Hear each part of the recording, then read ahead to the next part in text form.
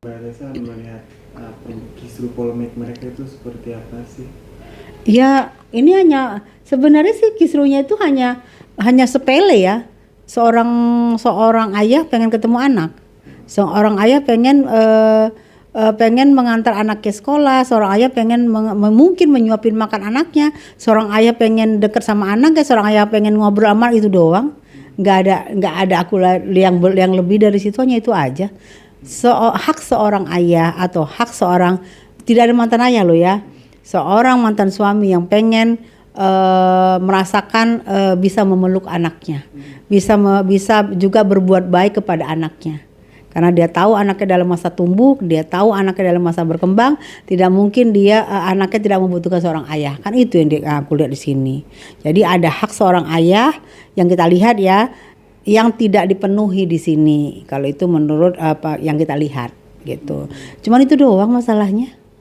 Sama ada sedikit kearoganan dan keangkuhan dari mantan dari seorang ayah ini. Itu aja menurut aku. Menurut aku.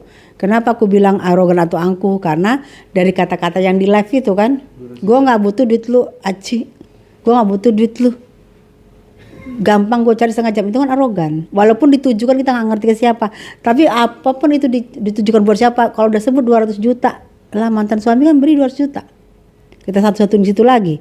Oke, nggak sebut nama, tapi kok sama nilainya. Oke, nggak dia, tapi kan nggak pantas kayak gitu loh. Tapi hari sekarang jadi bahan lerekan, kayak netizen bilang kalau 200 juta suami gua kehujanan. Iya, kalau itu kata sekarang artis-artis pada netizen ngomong, emak-emak pakai daster, gue dikasih ada emak-emak yang dikasih 1 juta, anaknya 1 aja udah alhamdulillah, yang penting uang susu anak gue bisa 1 juta loh.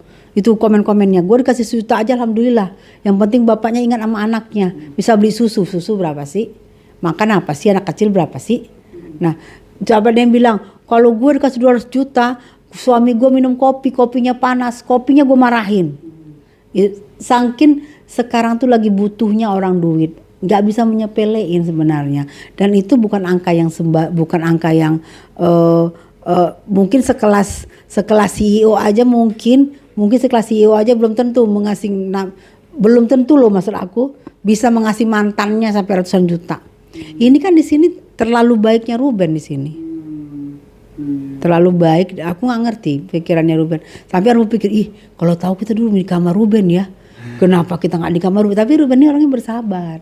Lihat sama Jupe, bersahabatnya apa? Sampai Jupe meninggal, dia iringin dengan ayo ngucap, ayo la ilaha illallah. Dia bimbing loh.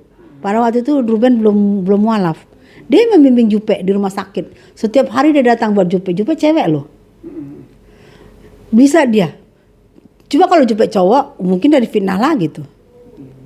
Jadi kalau gue belum pernah lihat dia, dan gitu bertahun gue di dekat tetangga dia tidak seperti teman-teman gue yang lain. Ini cowok gue dikenalin, dia nggak ada, emang nggak pernah gue lihat dia sama cowok.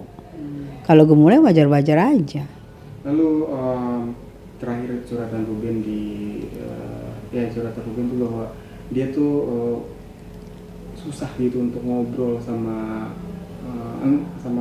mantan. Iya, ketika ngobrol membahas sesuatu untuk kepentingan, nggak tahu ya ini setelah rumah tangga selesai, tapi malah jadi berantem gitu. Itu termasuk durhaka atau? Ya, sekarang kalau dibilang durhaka, kita ngomong aja kepada suami kita, itu kan imam buat kita, apalagi suami kita mencari makan buat kita, menanggung jawab kita, ya dosa kita dia yang nanggung, semua dia yang nanggung. Kita mau lawan dia kan udah dosa, apalagi kalau kita berbantah-bantahan, susah ngomong.